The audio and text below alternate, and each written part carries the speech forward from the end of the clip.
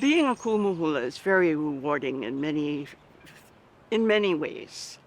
When we watch our haumana learn about Hawaii and the places that we have here, when they get that aha moment about it, it's very rewarding for me personally as a Kumu.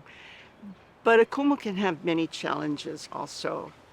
I have seen many of my Kumu Hula partners that have a really hard time sustaining themselves.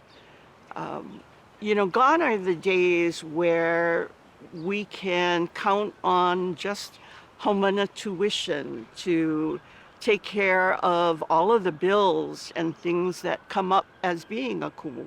If you are lucky enough to have a home or a garage or a back patio that you teach on and can minimize your overhead, that's wonderful. But many of us who have to rent out commercial space, warehouses, etc., we find ourselves being caught up like everyone else in after pandemic where prices keep going up and up. Many of us have to turn to creating foundations and in order to get funding for our things that we teach, the way we teach our culture. And this becomes a little bit difficult for all of us. Not everybody wants to enter into a nonprofit, but it just seems that this is going to be the way of the future.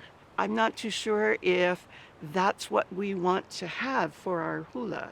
When it starts to impact our hula, it takes away from your creativity. You practically have to become your own business manager or hire one in order to take care of the business portion of our lives.